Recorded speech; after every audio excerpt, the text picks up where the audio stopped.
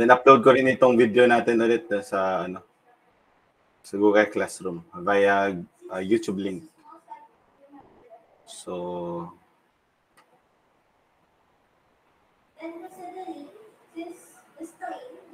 for today, what we're going to discuss is higher order differentiation.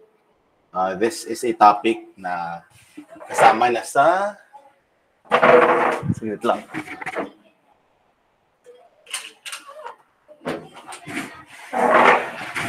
Itong higher order differentiation, kasama na siya sa ating final exam. So, you need to learn this for our final exam, pero hindi pa siya kasama sa midterms. So, don't worry about this topic muna. Pero syempre, kailangan niya matutunan kasi gagamitin din natin siya later on. But actually, yung topic kasi na to ay relatively easy. Ayan lang, join lang ako.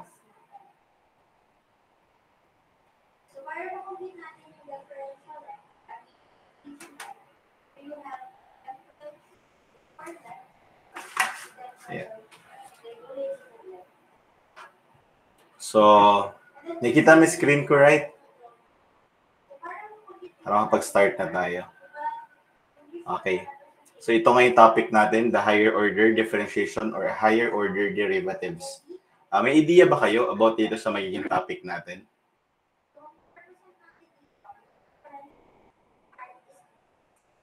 Merong idea? Kahit sino?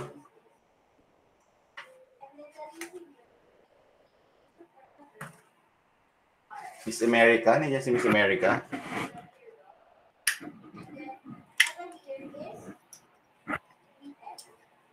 Sino to nag-raise ng hand? Si Mr. Gabriel nag-raise ng hand. Sir, yung higher order derivatives po, sir, ay parang yung derivative, sir, ay a derivative po ulit.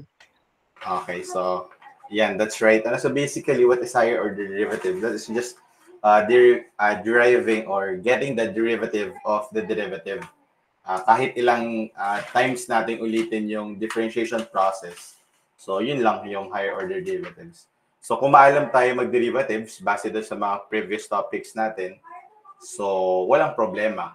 Kasi yung naging sagot lang sa una nating differentiation is differentiate ulit natin, then differentiate, at differentiate hanggang ma-reach natin yung number ng differentiation na na-require. So, meron tayo yung Pokemon. So, familiar ba dito sa Pokemon? So, bakit kaya natin ito pinakita? Bali, dito si Ash. Si Ash ba yan? Sa Leaf Green. So, meron tayong 3 starter Pokemons. And ito si Bulbasaur. Then, meron tayong Squirtle. And merong Charmander. So, sa Pokemon, mapili naman lang siya dyan ng isang starter Pokemon. Tama ba? May nakapaglaro ba ng Pokemon? Meron. Bali, napili tayo ng starter Pokemon and anong nangyayari doon sa Pokemon pagka inilaban natin siya na inilaban? Bali, pag may nakita tayong kalaban sa damuhan, di syempre ga-battle, So, nagka-gain ng XP yung ating Pokemon. Tama ba? And once na ma-reach ng Pokemon yung certain XP, anong nangyayari doon sa Pokemon? Ano nangyayari sa Pokemon natin? Nag-evolve po, sir. Evolve. So, nag-evolve yung mga Pokemon. For example, if we selected Charmander as our starter Pokemon, so magiging siyang sino? Ano kasunod ni Charmander? Halimutan ko. Charmeleon, sir. Charmeleon. And then next is, pag nag-evolve pa ulit si Charmeleon, magiging siyang si Charizard. Tama? So, nandito. Pakita natin. So, pinili niyan. Panoodin lang natin. Medyo malakas yung volume. Dito yung mga starter Pokemons natin. And, hindi nagsabay-sabay. Sorry. Ang pangit tuloy na tunog. Off na lang natin iba. Yan. So nakikita natin evolution nung mga Pokemons natin, starter Pokemons.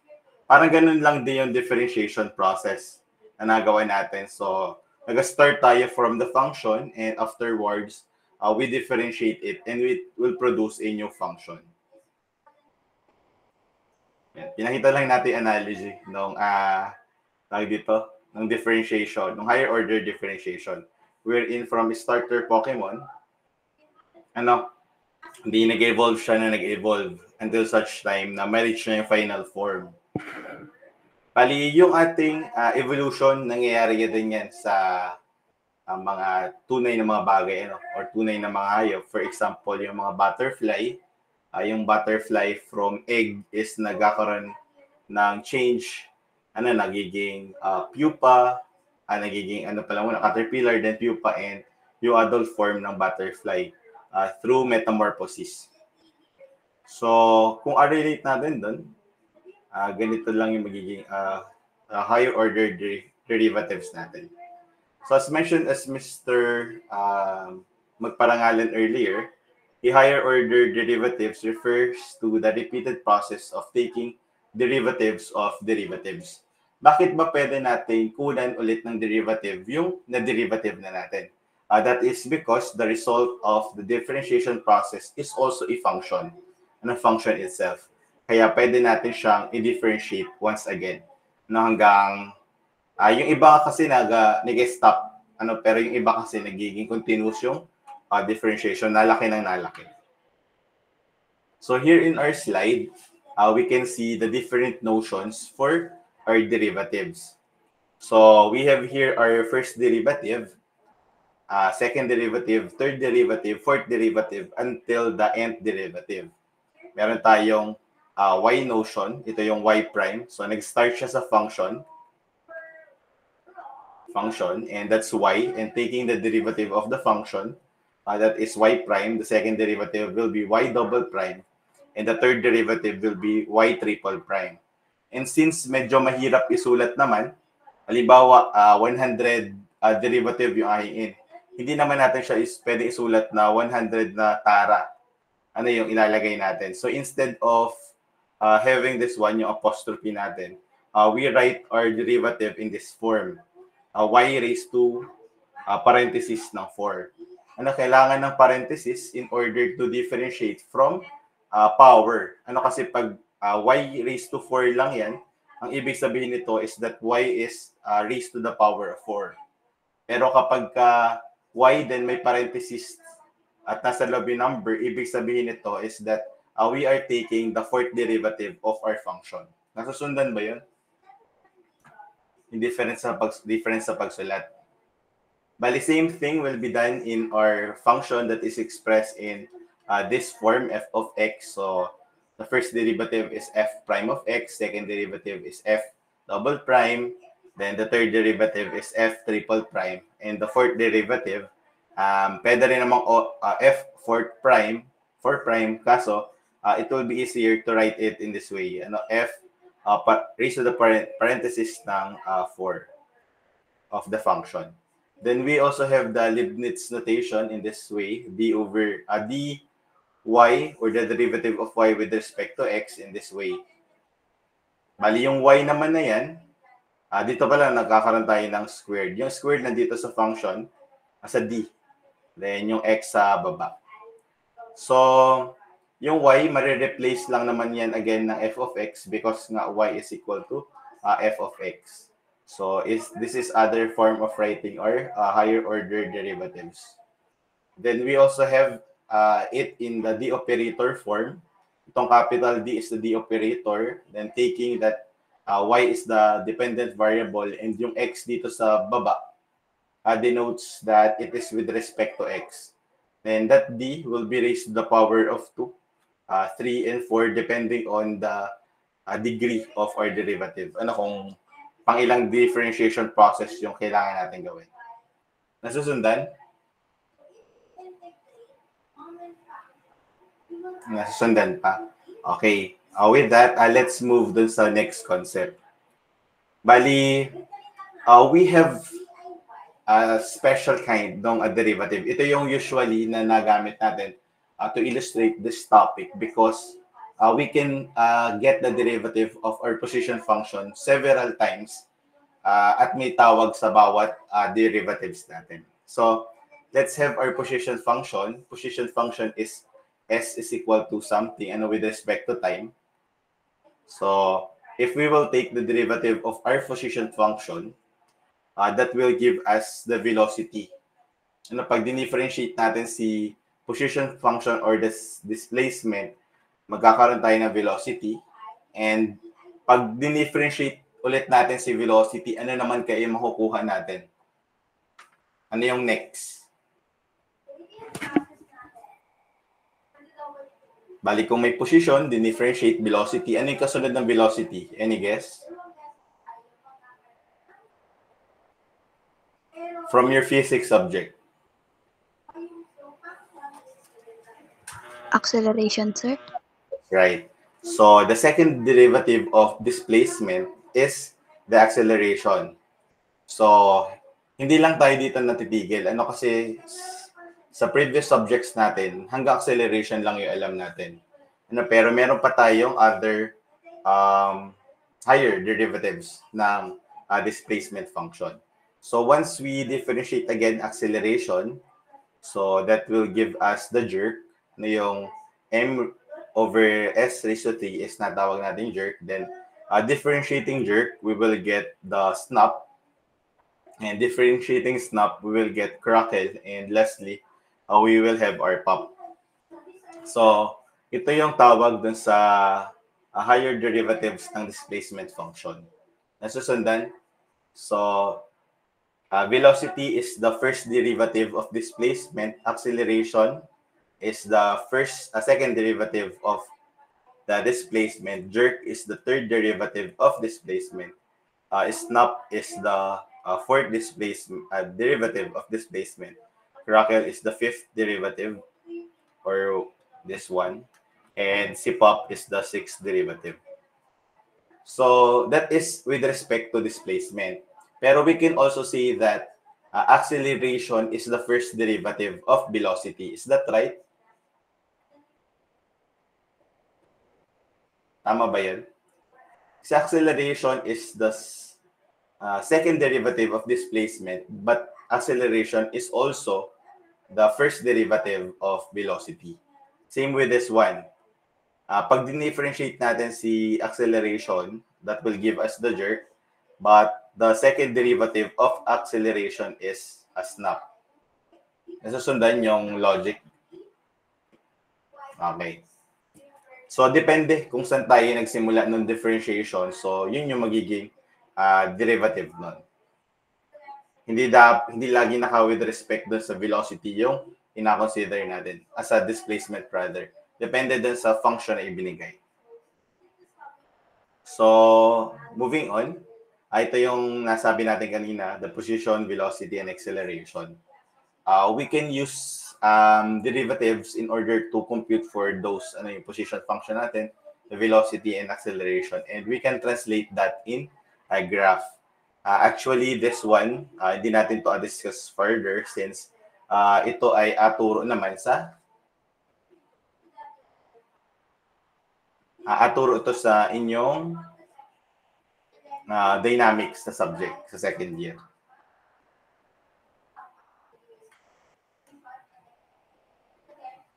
Saglit lang may chat.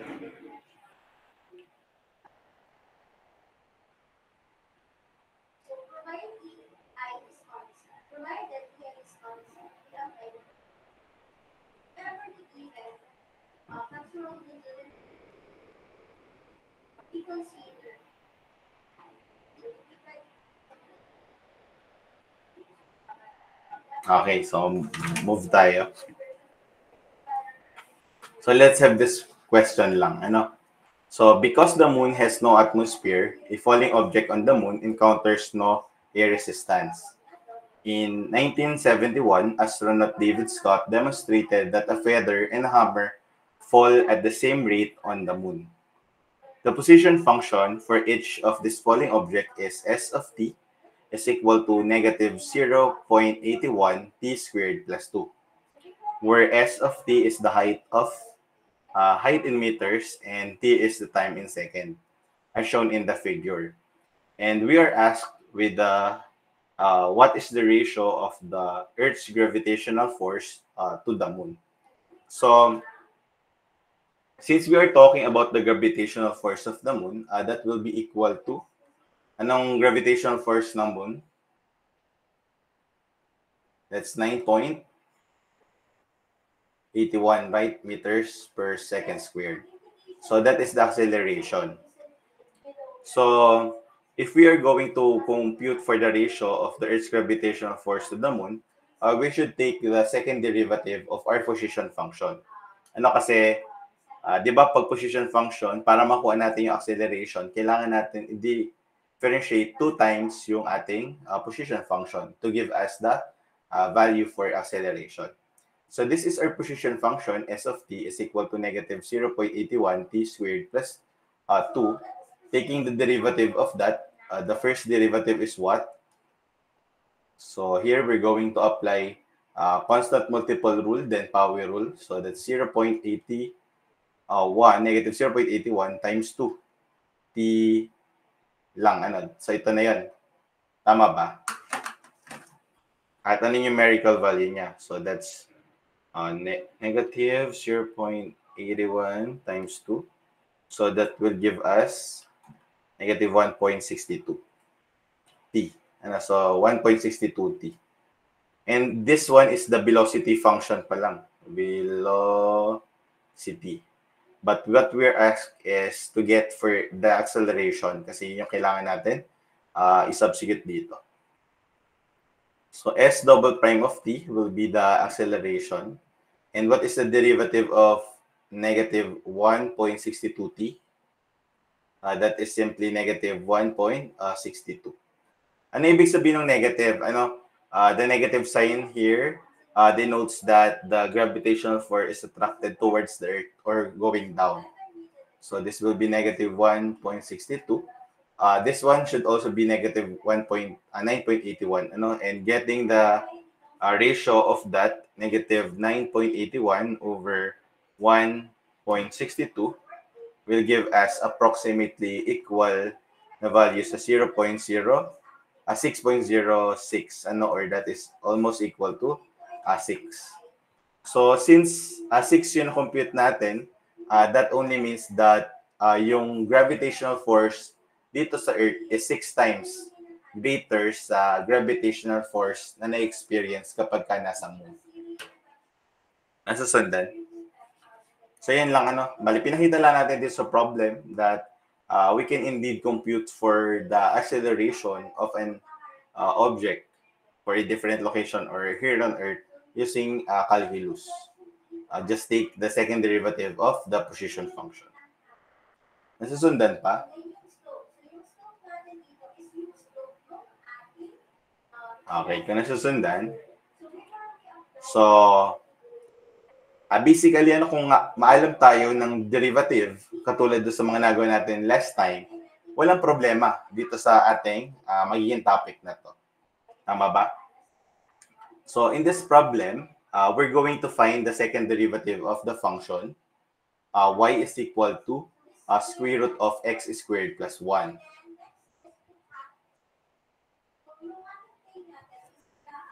So, what are we going to do with this problem muna?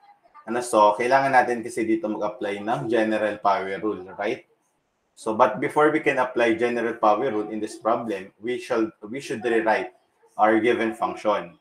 So, we will rewrite our given function in this form that would be y is equal to x squared plus 1 raised to 1/2.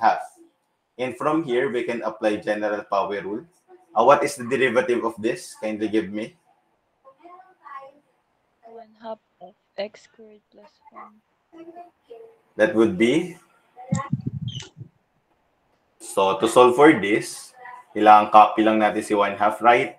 Then x squared plus 1, 1/2 minus 1 times 2x. But x2 will cancel out. So that will leave us x, Squared. tama ba? X raised to, x times x squared plus 1 raised to negative 1/2. So this could be an answer already. And nandito pala, may solution pala tayo. So ito siya. Then mapupunta dito. Anong ni-rewrite lang natin in this form. So this will give us the first derivative. So next, but what we're asked is to find the second derivative. First derivative pa lang yung compute natin. So that only means that we're going to differentiate what we get.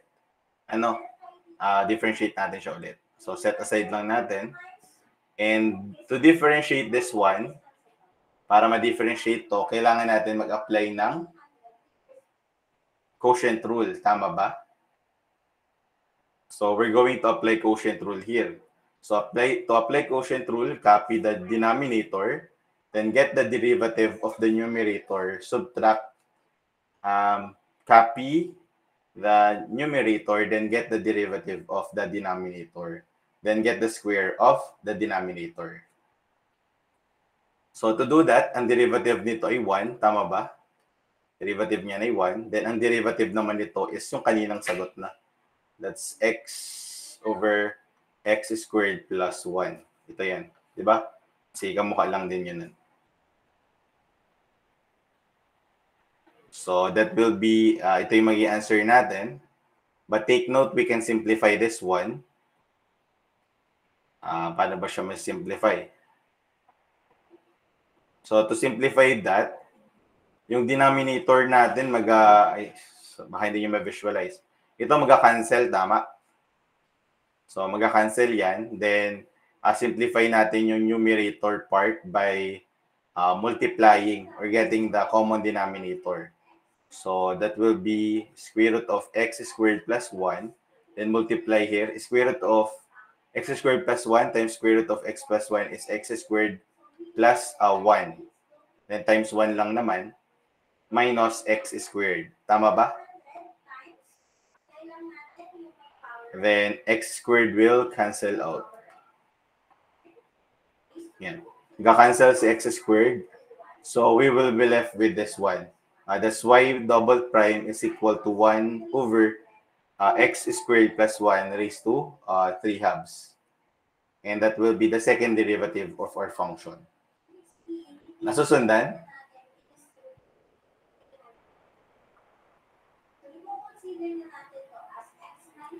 Bali, actually, dito pa lang sa topic na to, we can finish itong discussion ng higher order derivatives. Kasi all we need to do nga is to differentiate what is the answer from the previous differentiation process. Kaso, ang problema lang kasi dito, hindi naman laging second derivative lang ang nahingi sa atin. Pwede kasing hingin ko is the 10th derivative. Pwede rin hingin ko is si 100th derivative. Pwede ko rin hingin is si 1 million derivative. So, hindi naman pwedeng manuhin nyo yung pagkuha ng derivative doon. Tama? Kasi ilang beses mong gagawin yun na paulit-ulit. Mapapagod ka, syempre. But before we go with that, let's move to this next problem. We're going to find all. Sabi daw, all derivative. Ano ibig sabihin yan? So, we're going to get the derivative kahit anong value ng n. Kahit pa yan ay, 1 million derivative or 1 billion derivative, dapat kaya natin siya makuha. So, for this problem, napakasimple naman. Kindly give me the first derivative of this function.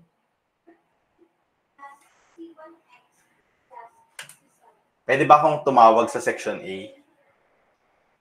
Yung section A kasi hindi pa sila nakakakompleto ng recitation lahat. Ready ba yung section A? Miss Foryo? Hindi kasi Miss Foryo?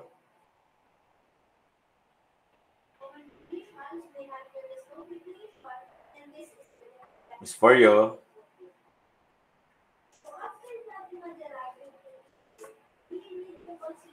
Wala si Miss Foryo? Okay. Sino yan? Yan. Ay, sige. Hindi si Miss Forio? Wala. Okay. So, Mr. Cruzado, kindly give me the first derivative. So, sir, yung first derivative po ay 3 pi x raised to 2 minus 7 po, sir. Okay. So, that's right, ano? So, our first derivative is simply 3 pi x squared minus 7.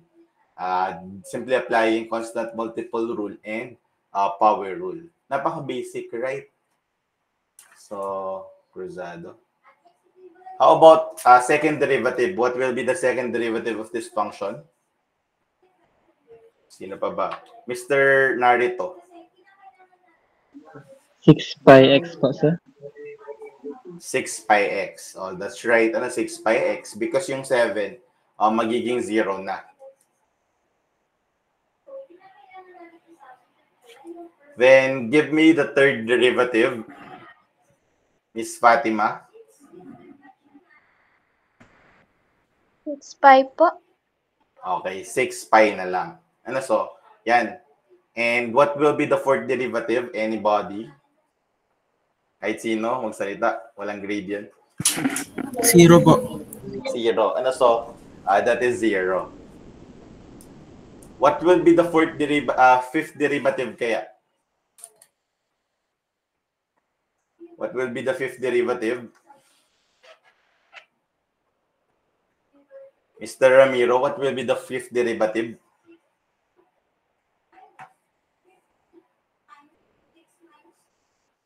Zero pa rin po, sir. Okay, 0.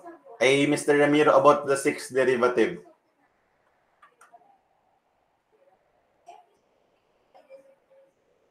Still zero pa rin po. Okay, still 0. So that only means that for any number greater, so if we're going to take the nth derivative of our function such that n is greater or equal to 4, greater or equal to 4, the derivative will always be equal to 0. Nasusundan? So, pag first, ito yung ating answer. Second, this will be for the third one, ito. But we will construct this condition that the nth derivative of our function is equal to 0 given that n is greater than or equal to 4. And so, this statement give us the derivative or all the derivative ng function natin na y is equal to pi x cubed minus 7x. Nasusundan? Kahit pa 1 million derivative yung in ko sa inyo, alam natin yung sagot. Yan. Pero hindi laging ganun kadali. Ano kasi dito kasi nag-terminate or nauubos yung ating derivative. Pero hindi laging ganyan yung case. So, punta tayo dito sa example na to. So, ano kaya yung first derivative ng function na to? Yes, sino yun? May nag-raise na hand. Miss Mary June, what is the first derivative of this function?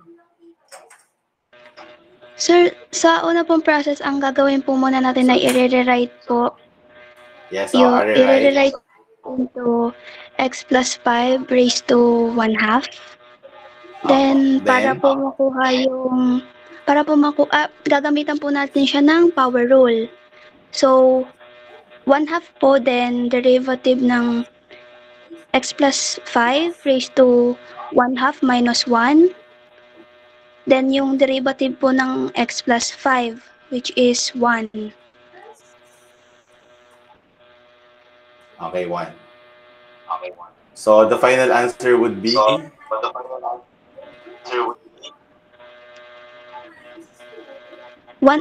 Kasunod po niyan ay 1/2 times x plus So 5, this will 1/2 be the minus 1 ay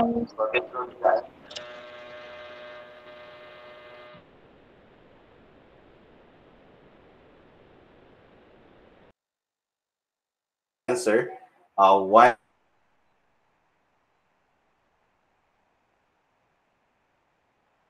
So square root of x plus 5. Kaso, bakit huwag natin siya kasulat in this way? Because kung makuha tayo ng higher order derivatives, i-write kasi ulit natin siya in this way, dito sa taas. Kaya it's better na dito na tayo mag-terminate. So, pakita ko lang ulit. Tinype ko na kasi yung mga solution para pangit Sir, lang parang magpakita. dalaw po yung writings doon sa screen. Ay, hindi pa nalabas ba? Sige. Hindi ba nalabas yung bagong sulat ko?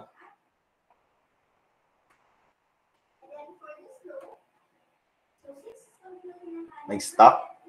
How about now? Hindi pa rin? Di pa rin po. Sige, stop presenting lang ako.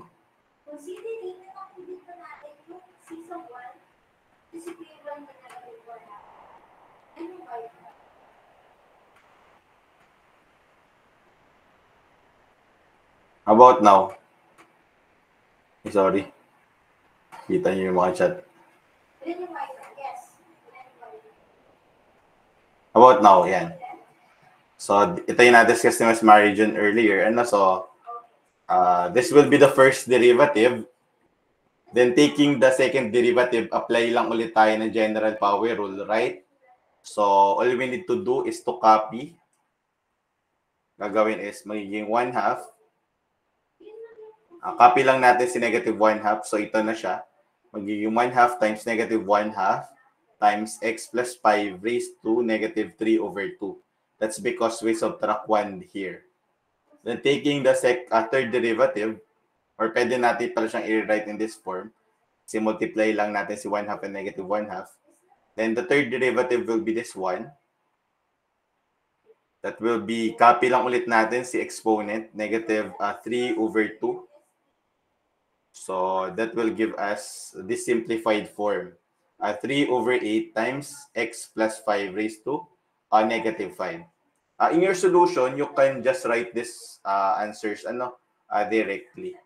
But why I am writing at that this way? Because we will recognize something. So, the fourth derivative will be this one. Nakikita yung pattern. Nakikita yung pattern. May nakikita kayong pattern dito sa na-solve natin. Ano kayo yung mga patterns natin? Bali, meron kasing ilang part itong ating pattern. Bali, una, ano yung una nyo nakita muna? Ano yung, kindly give me something na napansin nyo na parang may trend or common. Yung exponent po. Okay. Bali, mapapansin natin yung exponent. Anong meron sa exponent? Yung numerator po, sir, ay add numbers, tapos yung denominator po ay 2 pa rin. Pero Okay. lahat po ay negative. Okay, so una, negative lahat, yung ating exponent. Then, at the same time, the denominator is always 2. But the numerator is odd number. And that's 1, 3, 5, and 7. And pataas siya ng pataas. Then, meron siyang common na difference na 2. Kasi nga odd number. Aside from that, ano pa? Yes, Ms. Mary June? Sir, doon naman po sa fractions, sa bago po mag-x plus 5, yung numerator po ay odd numbers po, then yung denominator ay even numbers din po. Okay, bali meron tayong ganung trend.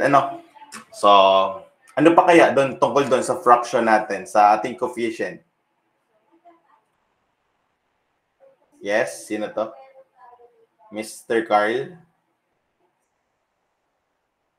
Sir, pag-multiply lang po yung sa exponent, pati po dun sa coefficient. Na-multiply natin si 1/2, tapos lahat ng exponent na na-accumulate. So, pwede. Ano pa, bukod doon? Anong sign kay ating coefficient? Alternate po. Alternate, bali, una is positive, then dito naging negative, then positive ulit, and negative.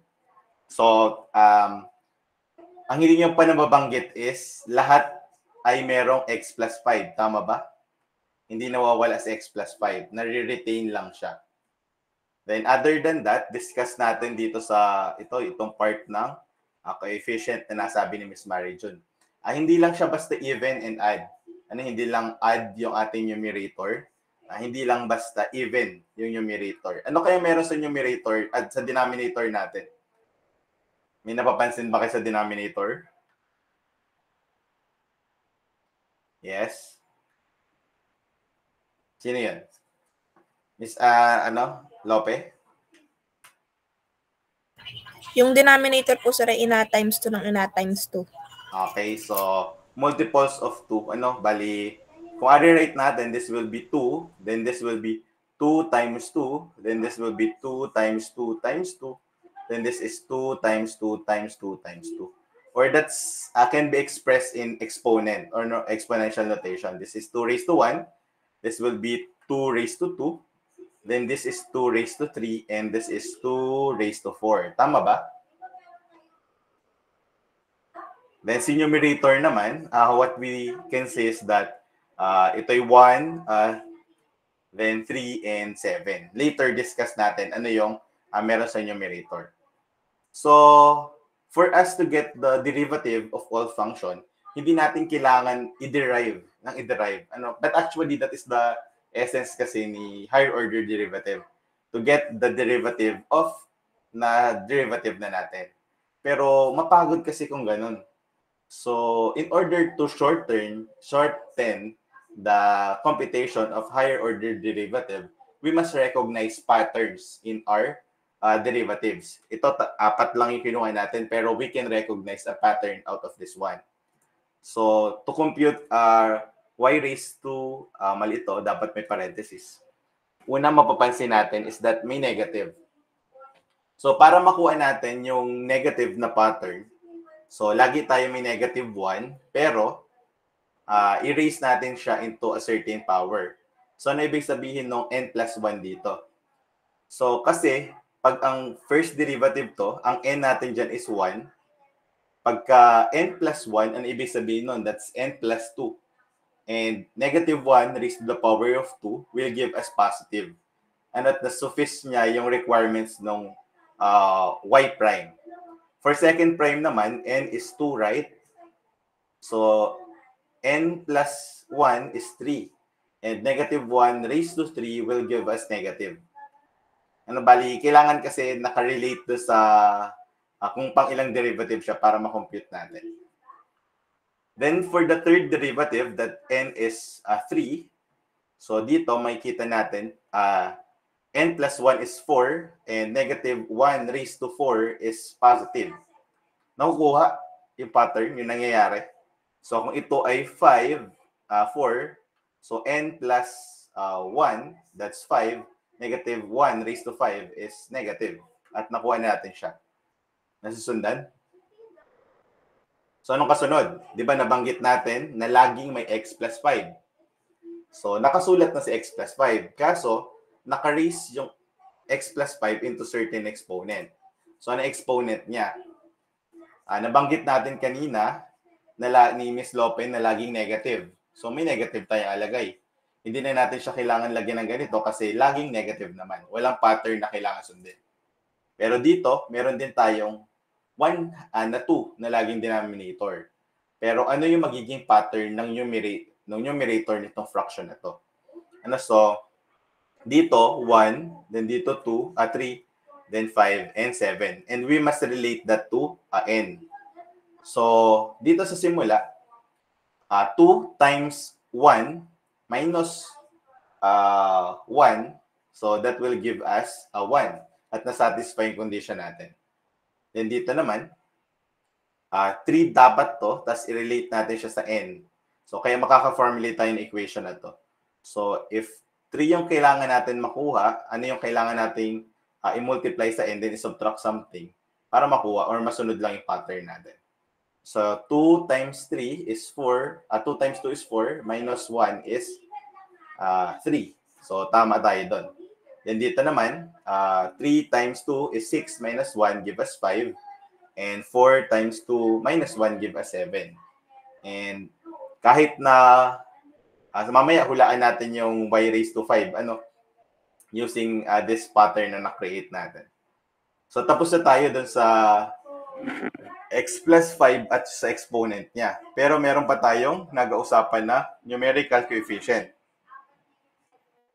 So sa numerical coefficient, as we can see earlier, na yung pattern lang naman ng denominator is that siya ay 2 na naka-raise to nth power. Equal naman kasi dito ay 1 first derivative, dito ay 2 raised to 2 at yung 2 ay nag-match dito sa n.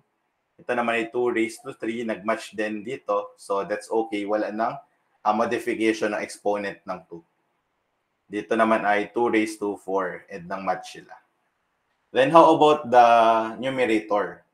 So sa numerator natin, ito yung magiging representation natin. So that is 1.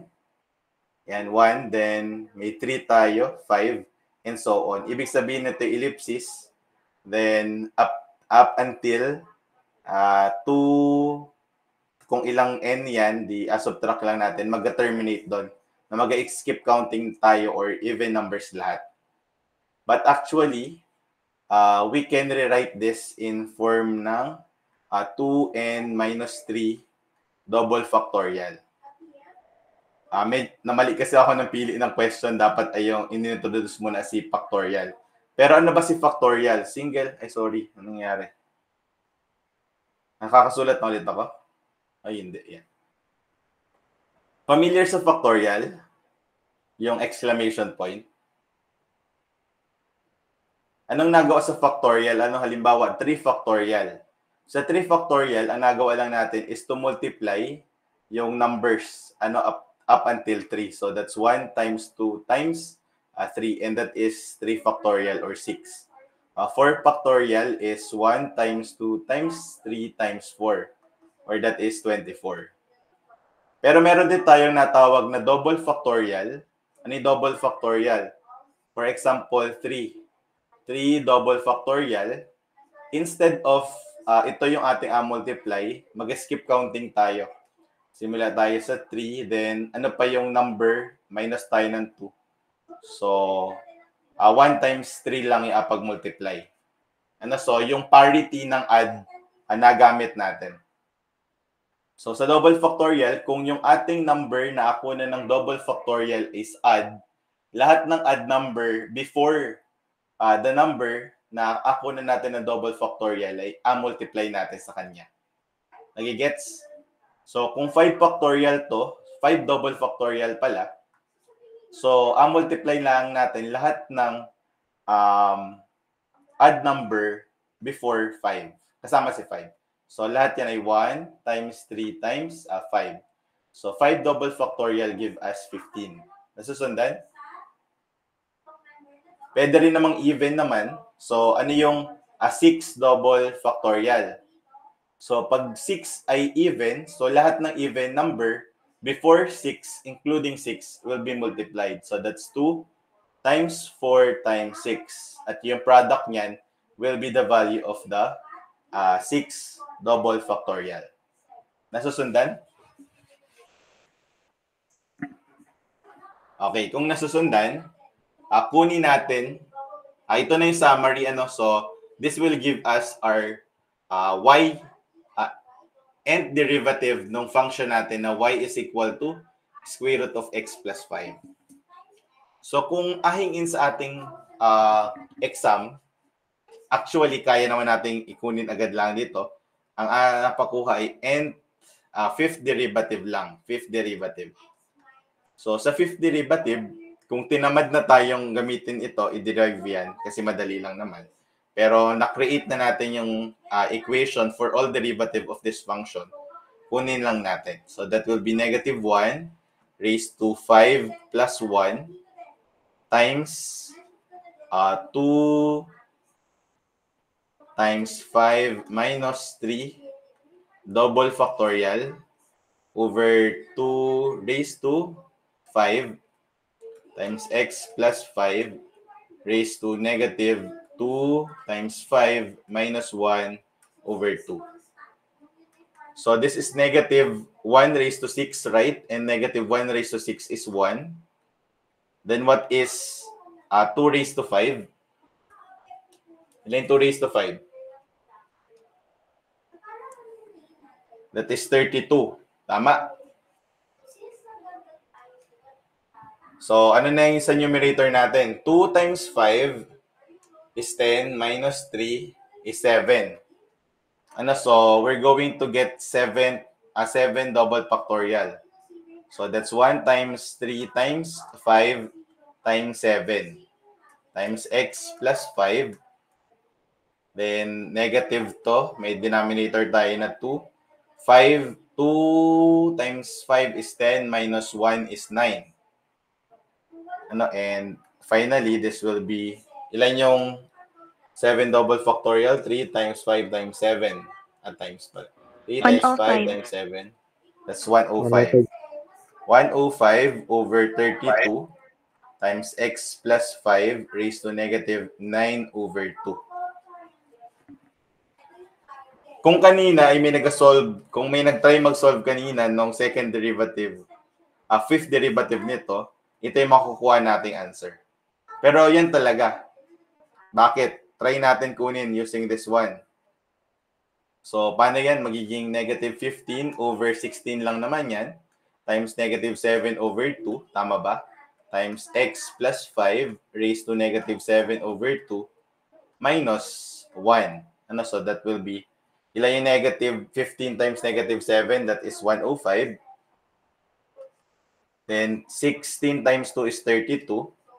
Then x plus 5 raised to negative 9 over 2. So, kung mano-manuhin natin or agamitan natin itong ating derive na nth derivative ng ating given factorial, makukuha natin yung kasunod tama answer. Kaso, sabihin ulit, sir, y raised to 5 lang na may akunin, ba't ko kailangan pang kuhain yung nth derivative ng ating given function? Yun kasi is kapag n raised to 5, kaya nyo. Pero syempre, alangan namang ilagay ko sa exam ninyo ay n raised to 5, y raised to 5 lang or fifth derivative lang pala. Di para nagalokohan lang tayo. No? Kaya mga expect nyo mga 15th derivative, mapapagod na kayo kung agamitan nyo lang yan ng mano-manong differentiation. Nasusundan?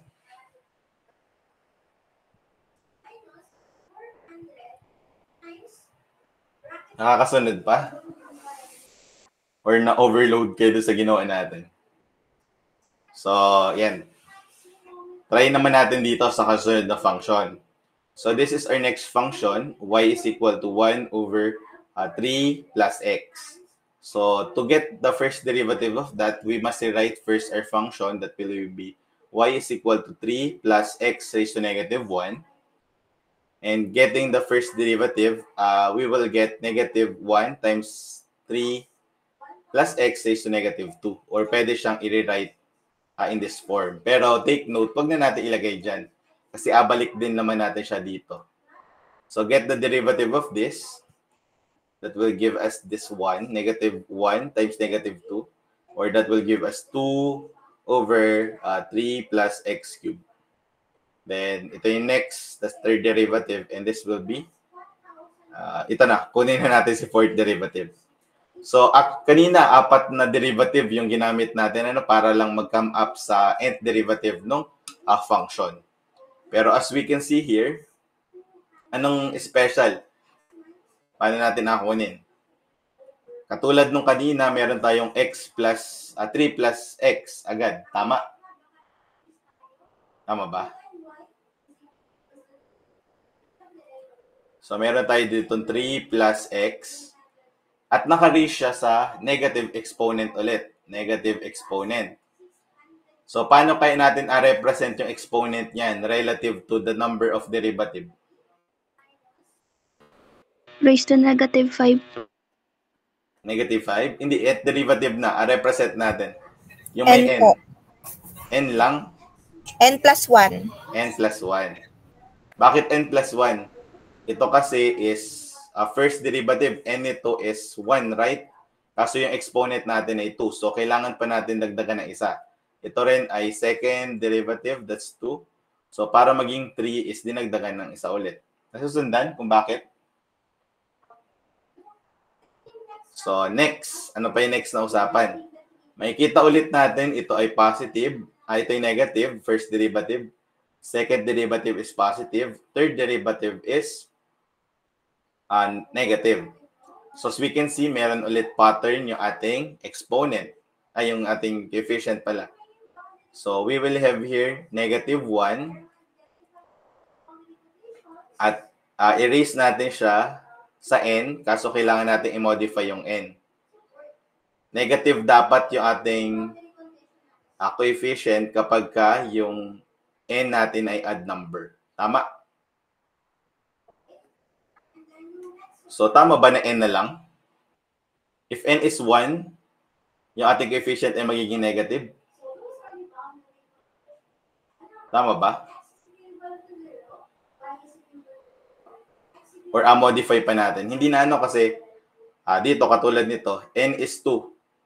So, negative 1 raised to 2 give us positive. So, okay na. Wala na modification. Pero meron pa tayong numerical coefficient 1, 2, and 6. Paano naman kaya natin represent? Factorial. Bali, n factorial lang. N factorial. Bakit? Kasi yung 1, that's 1 factorial. 2 is 2 factorial. Yung 3, ito, 6 ay equal sa 1 times 2 times 3 or that is 3 factorial. At yung 3 ay nag-match dito sa n natin na 3. So this will be that. Erase ko lang. May question?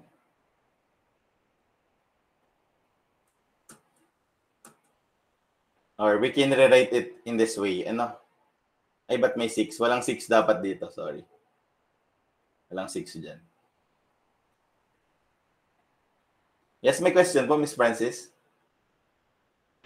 Sir, ano nga pong ginawa? Bakit po nagkaroon ng negative 1 raised to n? Ano pong dapat, saan po yun base? Bali, yung negative 1, ito essential, itong negative, kapag meron tayong pattern dito, negative, positive, then negative. So, kailangan natin i-describe kung kailan siya magiging positive, kailan siya magiging negative. Kung kasi lahat ito'y positive, wala tayong problema.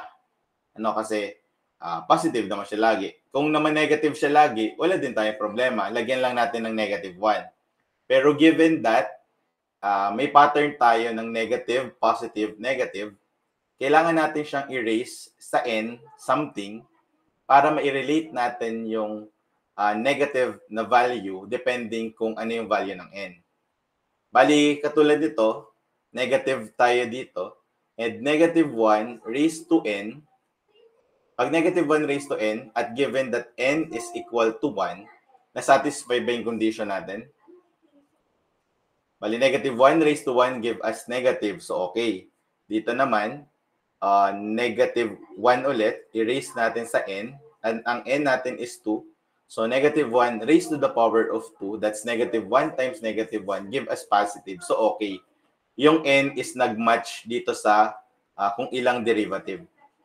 Kung hindi nag-match, katulad nung kanina, ano ba nangyari kanina? Di ba hindi nag-match? Dito ay negative, pag 2 ay hindi man pumayag agad, so kailangan nating i-adjust. Nag-add tayo ng 1 para every time na yung n is equal to 2, magkakaroon tayo ng positive na numerical, negative na numerical coefficient. Important dito sa higher order derivative is that we recognize the pattern na nangyayari doon sa differentiation natin. Yes, Miss Lope, may question? May question, Miss Lope? Okay, wala naman siguro. So moving on, let's have this one. So find all derivative of this function. So this will be our function. To solve for this, kailangan natin ng quotient rule. So, pero pwede natin siyang i-modify using this way. Pero quotient rule pwedeng gamitin. Iba lang yung naging solution natin dito. So this will be the first derivative. Function pala natin. The first derivative is this one. Second derivative is this. Then third derivative ay ito. And what will be the nth derivative kaya? So, let's determine what will be the nth derivative.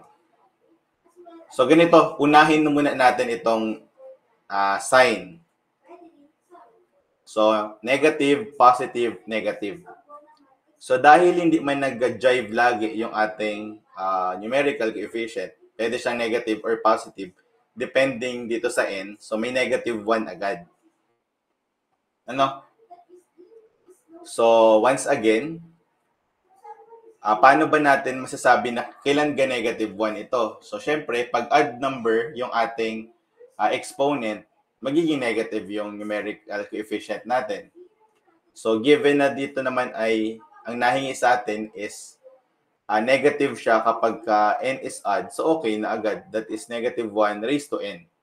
Walang modification. Nasusundan? Tapos, anong kasunod? Dito, lahat tayo ay may 2. May 2 lagi. So, given na may 2, tas minultiply siya by something. So, may 2 tayo agad nakasama. Nakikita? Yung 2 kasi excluded yan doon sa magiging pattern. Kasi dito may 1, then ito ay may 2, 2, then may 3. So, ano next na pattern na makikita? Itong 4 and 12. So, si 4, ang magiging product niya, that's 2 times 2. Then si 12 naman ay 2 times 2 times 3. Kung makuha tayo ng fourth derivative niyan, magkakaroon tayo ng ilan kayong fourth derivative? That's 2 times 2 times 3 times 4. So, 48 dapat yun. Bakit ko nasabing 48? Nahulaan ko agad. Because that is 2 times 2 times 3 times 4. So, meaning to say, meron tayo ditong n factorial. Tama ba? N factorial. Bakit n factorial lang agad? Kasi yung last number na multiply natin is equal dun sa degree ng ating derivative. Kung pangilang derivative yun nakuha natin. Then similarly, laging meron tayong x minus 1. Lagi may x minus 1. Then, yung x minus 1 ay naka-raise sa negative exponent. So, may negative agad. Tama? Pero, ano yung exponent? N plus 1. Ano exponent? relate natin siya dito sa n. Dito ay may n na 1. Pero, yung exponent natin ay 2. Tama? Yung n ay 1, pero ang exponent ay 2. Paano natin siya asulat? So, that is n plus 1 para makuha natin si exponent na 2. Dito naman, n is 2, pero ang exponent ay 3. So, n plus 1 is equal to 3. Dito, ang exponent natin ay 4. Ang n ay 3. So, n plus 1 ay equal to 4. Isipan lang natin ng paraan, para makuha natin exponent in relation to the degree of the derivative. So, this will be n plus 1. Dahil dyan, ito yan. That will be the shorthand solution ng ating derivative for all. Prove natin kung yan talaga. So, kunin muna natin yung nth derivative, fourth derivative. So, ano yung fourth derivative? Kunin lang natin derivative nito. So, that will be negative 12 times negative 4 times x minus 1 raised to negative 5. Negative 12 times negative 4 is? 48. 48 times x minus 1 raised to negative 5. So, gamitin natin to kung ga-equal dyan. Negative 1 raised to 5 times n 5 factorial times 2 whole over x minus 1 raised to 4. 4 pala to, sorry. Nalito ako. This will be 4, then this is also 4. Kala ko yung 5th factorial na na-complete natin. 4 plus 1. So, negative 1 raised to 4 is positive, right? Times, 4 factorial is 48. Nasabi ko na yan kanina. Hindi pala 48. Ilan lang? 24. 24 lang po. 24 times 2 all over x minus 1 raised to 5. 24 times 2 is 48 over x minus 1 raised to 5. Binaba lang natin ano? Kaya lang nagkaganon. Negative naman to, so bumaba. Nasusundan? Anong oras na? Mahaba, paano?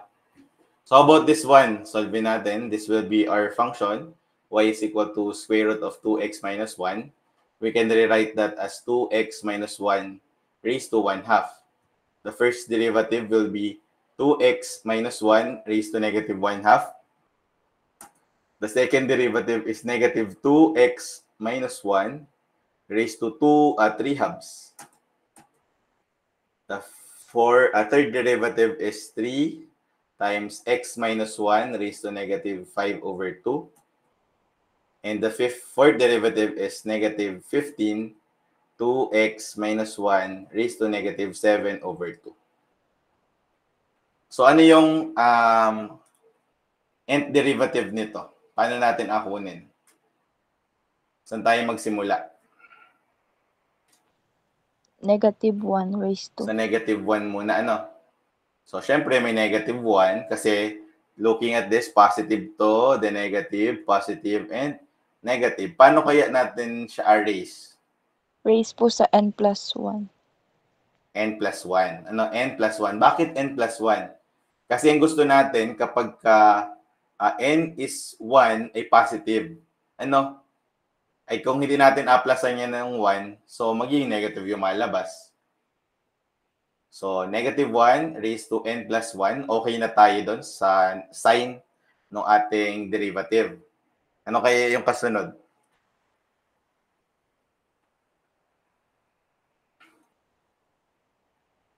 Ano yung kasunod? Dito muna. Parang mahirap tingnan itong 3 at 15. Ano yung pattern nun? So, dito muna tayo sa 2x minus 1. Kasi lagi may 2x minus 1. Tapos, naka-raise siya sa exponent. Ano meron sa exponent? Lahat po ay negative. So, lahat ay negative. So, may negative na tayo doon. Tapos, may denominator lahat na? 2. 2. Tapos, ano yung numerator naman? Dito ay 1. If n is 1, so 1. If n is 2, ay 3. If n is 3 ay 5. Paano natin siya relate? Nagawa na ba natin to kanina? Sir, Yes po. yung May idea?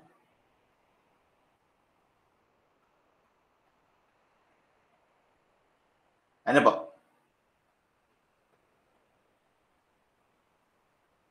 So ano kaya? Yes, Mr. Juni? Sir, 2n minus 1 po. Okay, 2n minus 1. Bakit kaya 2n minus 1? So, maangat kasi dapat muna tayo saka natin abawasan, ano? So, 2 times 1 is 2. 2 nga. Minus 1, di 1. Then, 2 times 2 ay 4 minus 1 give us 3. Nakikita? Dapat kasi yung apiliin natin na rule ay mag-a-apply sa lahat. So, this will be 2n minus 1. Then, ano naman itong coefficient natin? Ano kaya yan? Ano magiging rule for that?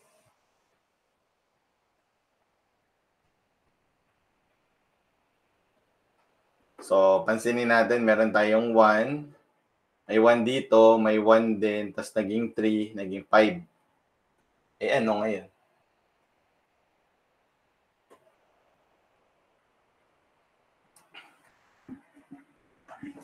Ano ba yung tawag dyan? 15. Ano yung 15?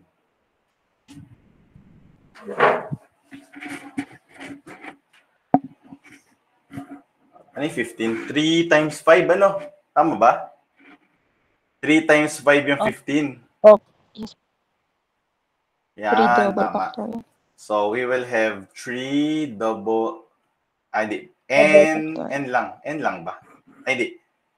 Kailangan natin pa siyang i-relate dito sa n factorial. Bali, n to ay 4. Tapos, naging 5 dapat yung n factorial. May double factorial tayo. Pero yung double factorial dapat ay 5. Pero yung 5, kailangan natin ma-rewrite in terms of n. So, ibig sabihin N ay plus 1.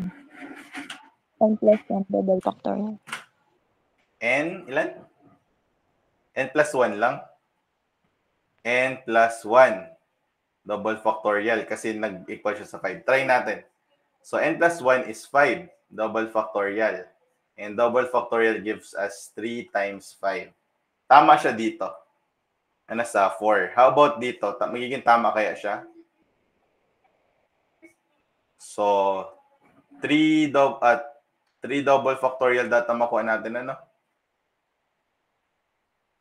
3 double factorial. So, using n plus 1, that will give us 3 plus 1. So, that is 4 double factorial. So, what is 4 double factorial? 4 double factorial is 2 times 4. And that give us 8. At hindi siya tama. Ano kaya magiging rule natin?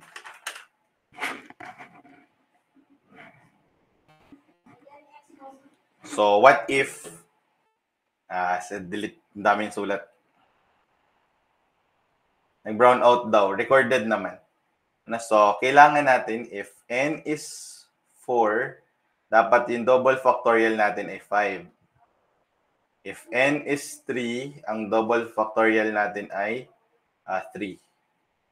Then n is 2, ang double factorial natin ay 1 lang. So, how are we going to write that in terms of n? So, what if i-multiply natin si n by 2? 2n. Paano siya magiging 5? 2 times 4 is 8. Para maging 5, subtract tayo ng 3. Tama ba? So, tama yan dito sa rule na yan. So, 2 times 4 minus 3 is 5 factorial. How about dito? 2 times 3. That is 6. Minus 3 give us 3 double factorial. So, dito naman, we have 2 times 2 minus 3. So, that will give us 4 minus 3 or 1 factorial. So, that will be the rule. Ano ito yung magiging rule natin? So, our rule will be negative 1 raised to x plus 1 times 2 minus 3. Nasaan na yan? Ba't wala akong sulat? Ito, pwedeng i-rewrite as 2n minus 3 double factorial lang. Times 2x minus 1 raised to negative 2n minus 1 over 2. Balikan na lang yung video later pagka hindi masyado na-gets. So, let's have this one. Kailangan din natin makuha lahat ng derivative ng y is equal to sine x. Anong first derivative ng y is equal to sine x? Cosine x. So that is cosine x. What is the derivative of cosine x? Negative sine x. So negative sine x is our second derivative. What is the next derivative? Derivative of negative sine x is? Negative cosine. Negative cosine x. What is the derivative of negative cosine x? Sine x. Sine x. What is the derivative of sine x? Cosine x. Cosine Cosine x. x. What is the derivative of cosine x? Negative sine Negative x. sine x. What is the derivative of negative sine x? Negative cosine x. What is the derivative of negative cosine x? Sin X. Can you see the Sin X. pattern? Yes po. Yes. Kita na? So, derivative of sin x is cosine x, the negative sin x, negative cosine x, and negative sin x. So, anong meron? Paulit-ulit, tama. Bali, after natin makabalik sa sin x, ma-repeat na lang ulit yung process. Nasusundan? So, kung atanungin ko kayo ng what is the 16th derivative ng sin x, ano yung sagot? Sin X po. Sin x. What is the, isip lang ko. Compute ako. What is the 19th derivative of sin x? Negative cosine X. Negative cosine x. So, paano ka natin i-generalize? Ano, para makuha natin any value of any derivative, nth derivative ng sin x.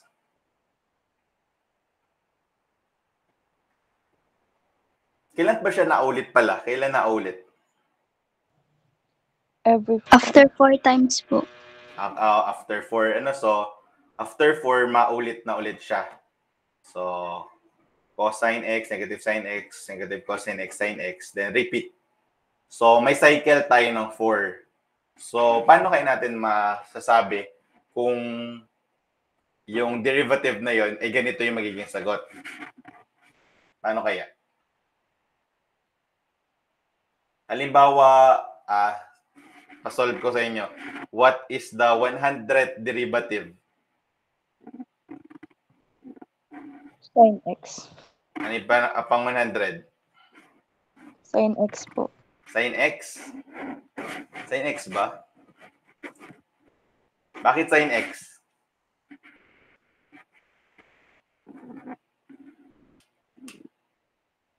Bakit sin x?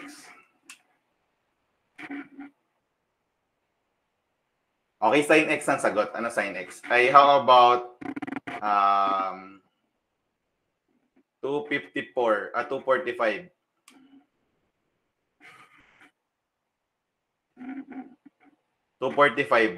na derivative. Cosine x. Bakit? Pakipaliwanag sa nila. Bakit?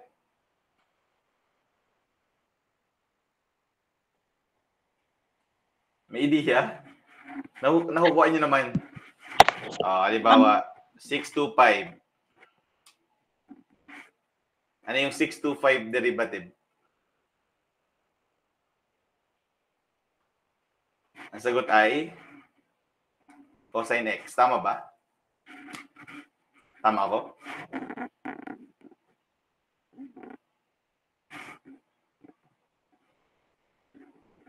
Uy, may nakakakuha kung bakit.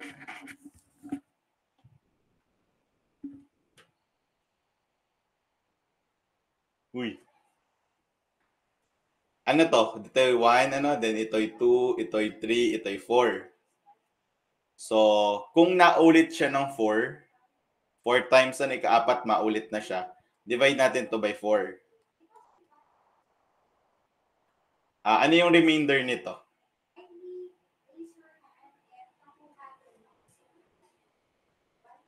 One over 4. That is 0.25, right? Yun na lang pala. 0.25. Ito is 0.5. 0.75. Then this is 0.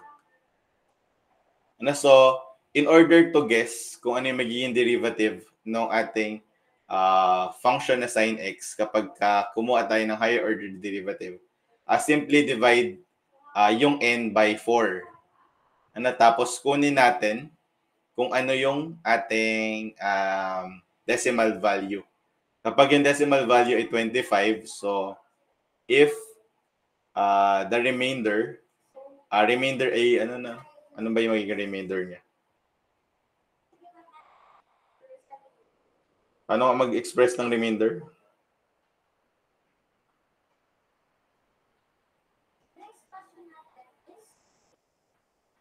One. Magiging remainder po ay 1. Pag remainder ay 1 ang remainder nito, ano? Sa 5 pala yung may remainder. Walang remainder pala dito. Bali, if ang remainder ay 1, So that is cosine. If ang remainder is 2, that is negative sine x. If ang remainder ay 3, that is negative cosine x. If walang remainder naman, sine x natin ay ang magiging derivative niya. So katulad nito, 625 over 4. 625 over 4 give us 156.25. So 0.25 or may remainder siya na 1, ibig sabihin, ang derivative natin is cosine. Nasusundan yun? Since paulit-ulit lang naman. So kung ganyan, ano naman, 932. Ano yung derivative nito? Ika 932 na derivative ng sin x. Sin x, sir. Sin x din. Ano? Kasi ang remainder ay ilan? Zero. Zero ang remainder. Wala po. So yun yung pattern pag sin x. Pag cosine x, so get the fourth derivative, for first derivative, then i-generalize lang depende sa magiging remainder. Ano kung ano yung magiging sagot. Kasi iba yung magiging pattern kapag negative sin x ang tanong. Ano kasi dito siya gasimula.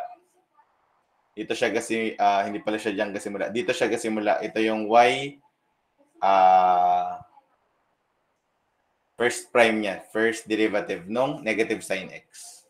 So iba yung magiging ikot. So this will be sin squared x. Ang first derivative niya ito, equal siya sa 2 sin 2x. The second derivative will be 2 cosine 2x. Third derivative is negative 4 sin 2x. And the fourth derivative is negative 8 cosine 2x naman. So as we can see, may pattern ulit. May pattern ulit yung sine at cosine natin. Tapos may 2x lang siya lagi sa harap. Pero merong numerical coefficient na nagabago. At kasabay lang naman siya nung, kasabay ba? Saan ibang sulat ko? Ito ay 2 raised to 0. Ito ay 2 raised to 1. Ito ay 2 raised to 2. 2 raised to 3, tama ba?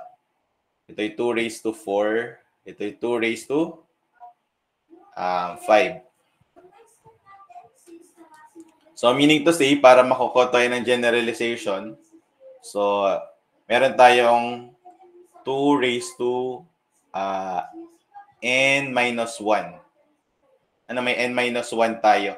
Then, add lang natin yung concept nung kanina na pag ang remainder ay 0 or remainder ay 1, this will be the answer. Pang remainder ay 2, this will be the derivative. Plus lang natin itong 2 raised to n minus 1 na concept. Bali, that will be all for higher order derivatives. Nasusundan ba?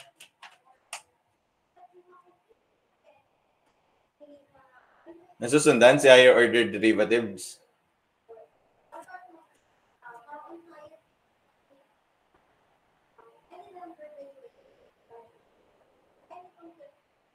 Nasusundan? Uy, mag-react naman kayo. Okay. So, paki-practice na lang to. So, actually, nag-prepare ako ng assignment sana for this kaso mag-midterms naman kayo. Kaya hindi ko na muna siya upload. Mag-prepare lang muna kasi midterms. Then, introduce ko na rin yung next topic natin. Actually, kasi sa ibang program, hanggang dito yung kanilang midterm exam. Tama ba? Sa electrical hanggang dito eh. Electrical ba yun? ECE wari. ACE po. ECE. So, yan. Implicit differentiation. So, ano ba implicit differentiation? Pakibasa muna nito. Sino gustong bumasa? Sige, pakibasa. Lalaki. Lalaki pala, lalaki.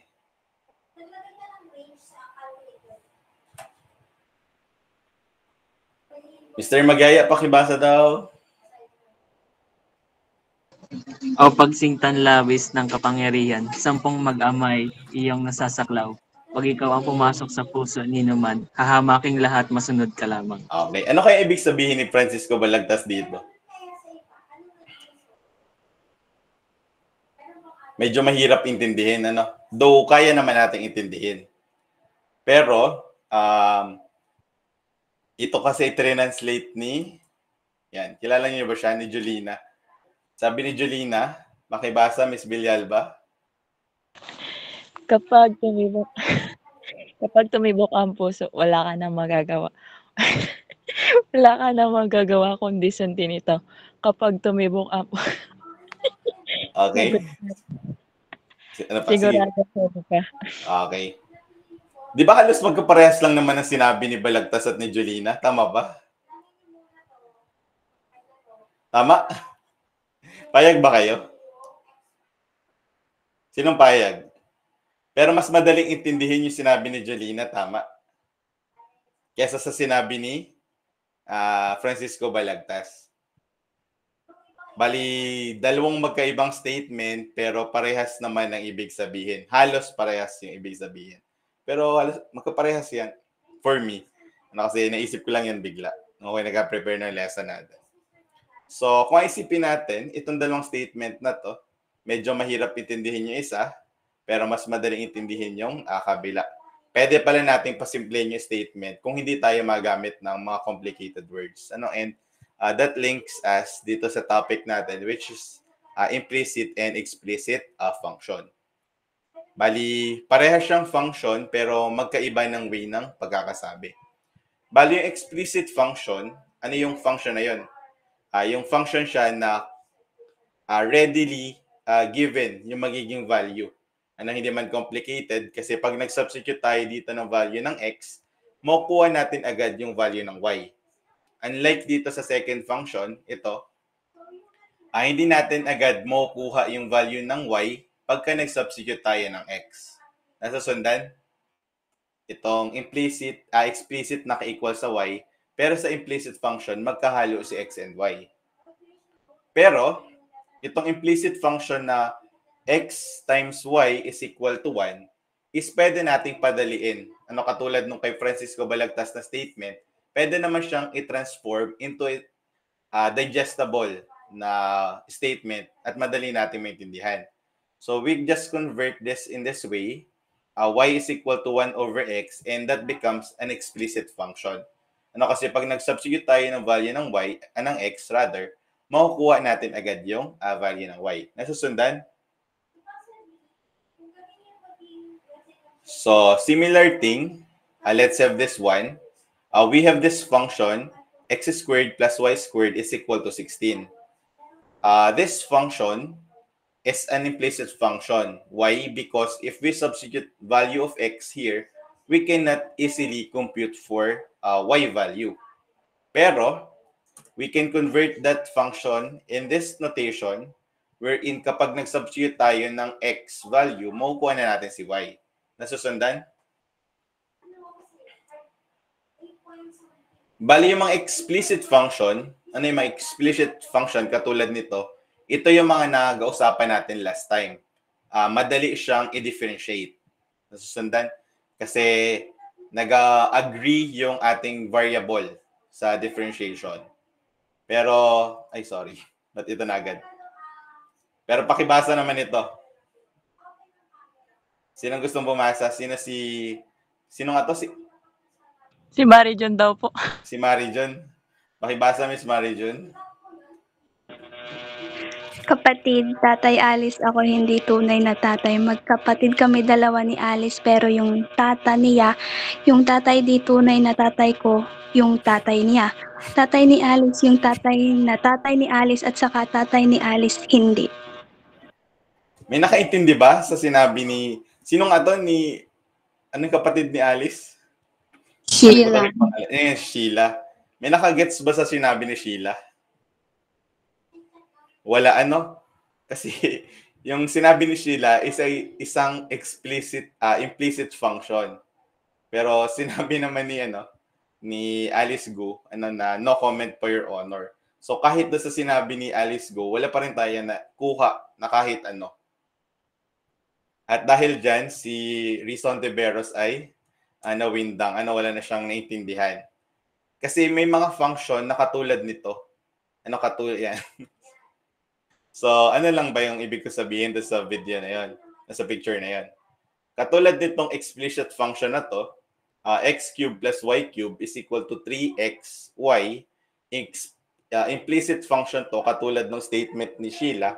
Pero kahit anong gawin natin, kahit gano'n natin siya intindihin or padaliin, is hindi natin makukuha yung sagot agad-agad. Kasi kung rewrite natin ito sa ganitong paraan, explicit function na ba siya? Diba yung mga explicit function natin kanina, may y dito. Pero dahil may y pa rin dito sa loob nitong ating radical, wala pa rin sense. Hindi pa rin agad natin makukuha yung value. So kahit anong gawin or kahit anong pilit natin padaliin yung function, hindi pa rin natin siya maayos. Implicit pa rin siya kahit na i-modify na natin. Nasusundan? So dahil sa mga function na to, yung mga implicit function na kapag kinonvert natin ay implicit pa rin, doon natin kailanganin yung implicit differentiation. Nasusundan? Kasi kung itong function na to is nagawa nating explicit, kung nagawa lang natin siyang explicit, hindi na natin sana kailangan ng explicit differentiation. Pero since may mga function na magulo, katulad ni Sheila at ni Alice, kailangan natin gumawa ng paraan para i-differentiate siya at makuha pa rin yung ating sagot. So, paano ba natin isosolve itong mga explicit function na ganito? Implicit function rather. So, for our implicit differentiation, we have this process. So, first one, we must differentiate both sides of the equation with respect to x. Then, collect all terms involving dy over dx on the left side of the equation and move all other terms to the right side of the equation. Lahat daw na may dy over dx nasa left, lahat naman ng walang dy over dx is nasa right. Then after nyan, since lahat ng nasa left side ay may dy over dx, ibig sabihin, dy over dx is common sa lahat ng nasa left side. Therefore, since common siya, pwedeng i-factor out si dy over dx. Since na-isolate si dy over dx, pwede tayong mag-divide both sides kung ano yung other factor aside from dy over dx para lang ma-solve natin si dy over dx. And dy over dx is the derivative natin. So, paano ba tayo nag-perform ng implicit differentiation bago natin i-apply itong guidelines na to? So, we have our x cubed. Ano yung derivative na x cubed? 3x squared po. 3x squared. 3x squared. Madali, kasi ito ay explicit. So, the derivative of x cubed, that's d over dx of x cubed. Pansinin natin yung x. Bali, itong dalawang x, the independent variable x natin matches with the function. So, nag-agree yung variable. So, what are we going to do here is just explicit differentiation. Apply lang natin mga rules dati. So, the derivative is 3x squared. Pero for this one, y cubed, to get the derivative of that, we will have d over dx of y cubed. Take a look at this one. Magkamukha ba si x at si y? Hindi sila nag-agree. Variable does not agree. Ibig sabihin, kailangan natin ditong gumamit ng implicit differentiation. So, paano ba nagamit si implicit differentiation? Simply, perform lang natin yung differentiation just like y is equal to x. So, apply apply power rule. So, that will be 3y squared. Pero unlike kanina, since this is y, may chain rule tayo that we are going to differentiate again y with respect to x. So magkakaroon tayo ng dy over dx. Nasusundan? Kasi hindi nag-match yung variable, kailangan siyang i-chain rule. Nakukuha? So next, ito. Dalawa tayo, x plus 3y. So get the derivative. Kung atin natin, dito x and x ay nag-match, pero x and y dito ay hindi nag-match. So sa part na to, meron tayong implicit differentiation, explicit pala. Then dito is implicit nga. So yan, d over dx of x plus d over dx of 3y. This one ay equals to 1. Ito naman ay equals to 3 dy over dx. Basta pag may y tayo, ang nagawa lang is parang treat mo muna siya ng x as x para ma-carry out lang yung differentiation process naturally. Pero lagi siyang may kakabit na dy over dx after. Yun yun sa ating implicit differentiation. How about this one? We have a product rule. What is the derivative of x times y squared? So applying product rule, copy muna si x, then get the derivative of y squared, this one. Then copy si y squared, then get the derivative of x. So x is copy lang natin. Dito, apply power rule, that will be 2y. Then since this is y, hindi nag-agree, kailangan ng dy over dx. Then sa part na to, we will have y squared. X agree, so that will simply equal to 1. So kung rearrange natin, this will be the final answer. 2xy dy over dx times y squared. Nasusundan pa?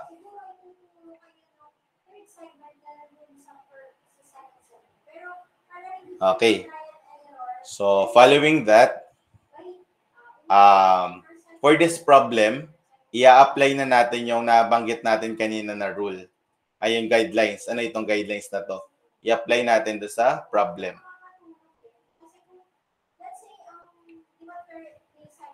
So we're going to find dy over dx given that y cubed plus y squared minus 5x minus x squared ay equal sa negative 4. Bali una, kaya mo ba yung gawing explicit?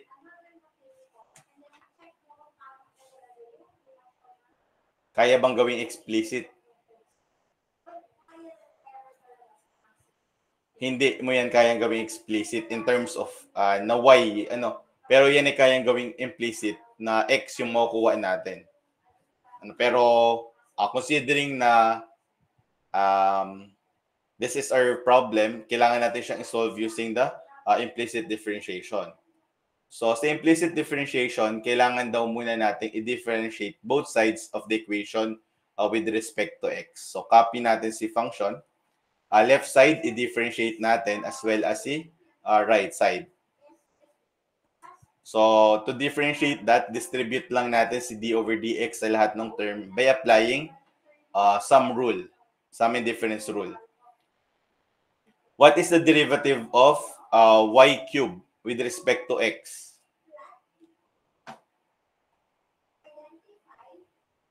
The derivative of y cubed with respect to x is 3y squared dy over dx. Kasi nga hindi nag-match. Then the derivative of y squared with respect to x is 2y dy over dx.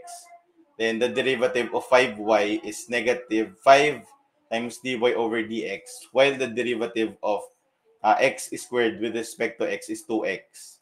Then sa right side naman, we have d over dx ng negative 4 and derivative ng negative 4 is 0.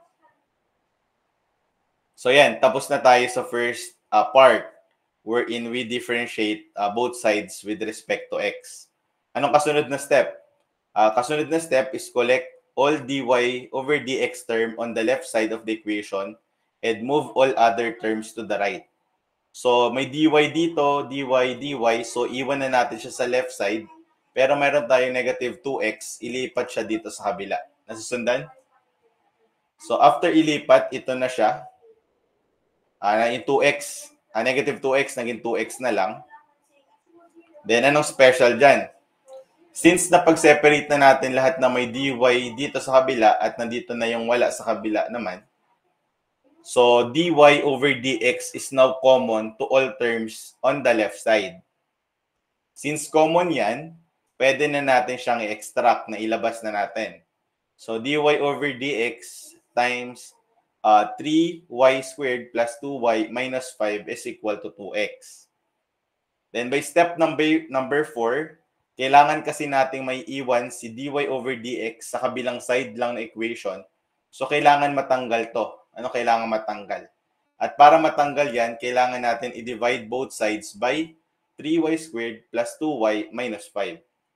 So, dividing both sides by 3y squared plus 2y minus 5 will give us this derivative. So the value of dy over dx, or the slope of our function, is equal to 2x over 3y squared plus 2x minus 5. Nasusundan? Okay. So, isa pa. Kaya pa ba? So, apply natin dito naman. Determine the slope of the tangent line to the graph of y squared, x squared plus 4y squared equals 4 at square root of 2 minus negative 1 over square root of 2. Actually, this function can be rewritten in its explicit form. Ano pwede yung i-rewrite sa explicit form niya? Ano yung explicit form niyan? So that will be 4 minus x squared. Y squared equals 4 minus x squared over 4. Then get the square root of both sides. So this will be the explicit form of this function. Ano yan yun? Pero, sometimes kasi, it will be easier na implicit differentiation na lang yung gamitin. Rather than converting our implicit function into its explicit form. So dito na lang tayo sa implicit differentiation. So having the first step, we must differentiate both sides of the equation with respect to x. So this is our equation, x squared plus 4y squared equals 4. Get the derivative of both sides. That will be d over dx of x squared plus 4y squared is equal to d over dx of 4. So the derivative of x squared is 2x. Then the derivative of y squared is yung 4 by constant rule. Then copy si 2 dito. Then 2 minus 1 is 1. So we have 4 times 2 times y. But since y is does not agree with our variable, kailangan natin ng dy over dx. Then the right side naman is equal to 0 yung derivative niya. Then the next step, step number 2, collect the terms na dy over dx on the left side. As we can see, meron ditong walang dy over dx. So kailangan siyang ilipat sa kabila. So to lipat yan, kailangan maging negative yan. Magiging negative 2x ay equal sa 8y dy over dx. Tapos na ba tayo? Hindi pa. Kasi kailangan si dy over dx ay maiwan lang mag-isa dito sa side na to. So, yung 3 kasi, hindi na siya gagawin kasi wala naman tayong kailangang i-factor out. Kasi mag-isa lang siya. Then, solving for dy over dx, divide both sides by 1 over 8. Mawawala yan dito, malipat yan dyan. So, the answer will be dy over dx is equal to negative 2x over y. Pero magka-cancel si 2 and 8, that will leave as negative x over 4y. So, dy over dx is equal to negative x over 4y. So, may dy over dx tayo equals sa negative x over 4y. So, may dinagdag lang kasi sa tanong na to kasi kailangan natin kunin yung slope ng tangent line. Naturo naman na sa atin last time kung paano kumuha ng tangent line. That is simply substituting the value of the coordinate where we are finding the slope of the tangent line that is passing through this point. Ano yung slope ng tangent line na yon? So, substitute lang natin si x and y. This is our x. Then, ito naman si y. Substituting those values, we will get our answer na 1/2. Ano yung 1/2 yung slope ng tangent line. Kaya nyo pa ba? Naiintindihan pa? Baka hindi na ako naiintindihan.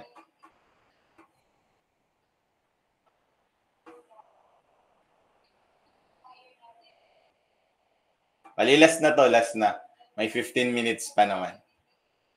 So, for our last problem for today, just like sa implicit functions natin, we can differentiate that into a higher derivatives. So, pwede din natin gawin si higher differentiation or higher order derivative dito sa ating implicit differentiation. Katulad dito sa problem natin, we have x squared plus y squared is equal to 25 and we are asked to find the second derivative. So, ganun lang din. I-differentiate lang natin yung nakuha nating derivative from our implicit differentiation. So, following the steps na minention kanina, just get the derivative of both sides of our equation. So, derivative of x squared plus y squared is equal to 25 with respect to x. X squared is equal to 2x. Then the derivative of y squared is 2y dy over dx. And the derivative of 25 is 0. Then, anong next step? Ilipat yung hindi man dy over terms. So, magiging siyang 2y times dy over dx is equal to negative 2x. Then, kailangan ma-isolate si dy over dx here. So, divide both sides by 1 over 2y. Ano ba? No? So, that will give us dy over dx equals negative 2x over 2y. 2 will cancel out. Therefore, the first derivative of our function is equal to negative x over y. So, negative x over y, yung first derivative pa lang. Kaso, anong kailangan? Kailangan natin ng second derivative. So, itong first derivative, differentiate lang ulit natin. And to do the differentiation of this first derivative is by applying quotient rule. So, get the derivative of both sides. Ito is magiging equal sa d squared y over dx squared. Then, ito naman, meron tayong tawag dito, quotient rule. Pero, to simplify the calculation, yung negative 1 dito is ginamit na natin as a constant multiple rule. Pero pwede naman na hindi nyo gamitan ng constant multiple rule given that yung negative ay apadala natin sa x. So, by quotient rule, copy si denominator y, then get the derivative of the numerator, which is x. The derivative of x is simply 1, minus the numerator, x, then get the derivative of the denominator, and the derivative of the denominator is y. Dy over dx pala, over y squared. So, ano kasunod nito? At tingnan natin si dy over dx. Ano? So, alin si dy over dx? Ito si dy over dx. Tama? Na-compute natin yung dy over dx kanina as negative x over y. So, pwede nating ipalit yung negative x over y dito. Palitan na natin siya para makuha na natin yung value na dy over dx. So, matitira sa atin ay y times 1 minus x times x over y over x squared. Then, may negative. Then, ito, isimplify lang natin. To simplify that, yung numerator, isimplify muna in this way.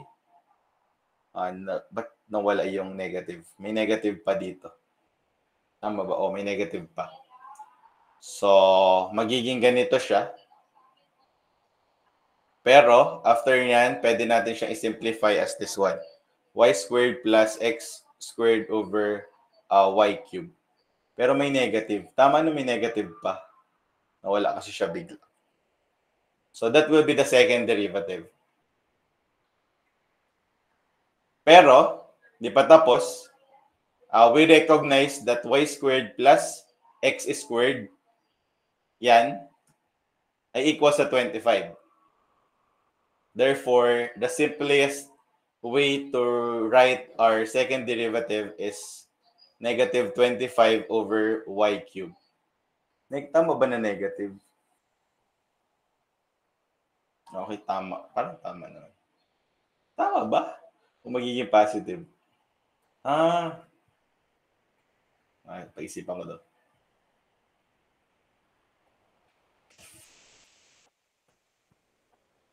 Ano ba mangyayari doon? Saglit lang y.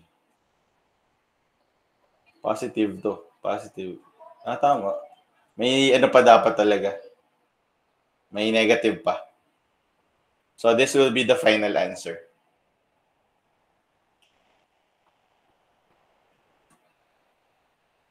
Yan. Tapos na. Nasusundan or na-overload kayo for today's lecture?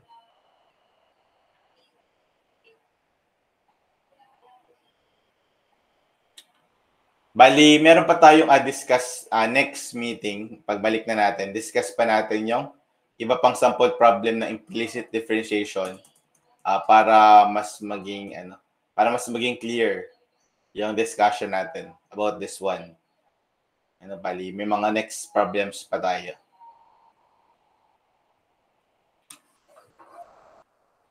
Bali, that will be all for today.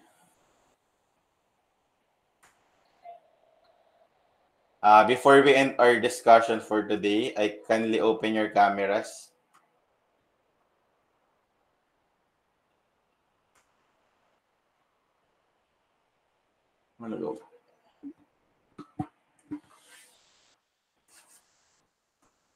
Open ba na camera? Upload ko later yung recordings pagka available na. Pero for the meantime, just focus muna dun sa inyong midterm exam.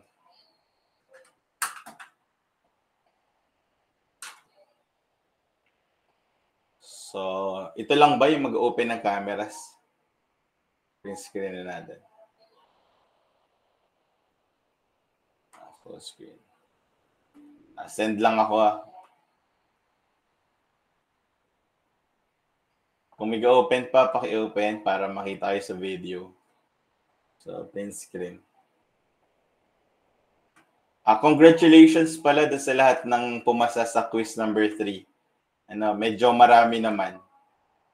Then, yung mga hindi nakapasa, almost malapit naman dun sa passing score. Kaya, still, I'm very proud of your performance sa ating quiz number 3. And hopefully, makapasa dun sa ating midterm exam. So, please do your best para makapasa sa board exam. Then also, try computing for your grades. Di ba may sinend naman ako na Excel? So, try nyong i-compute yung grades nyo using that Excel file para at least ay mag-gauge nyo kung ilan yung kailangan yung scores sa midterms. But hopefully, makapasa lahat. Because, yun. Madali naman siya in general. Mas mahirap actually yung quiz number 3 natin. Mali. That will be all. Pwede nang mag-leave sa platform natin. At the same time, I'll be ending the recording para mag-render na siya.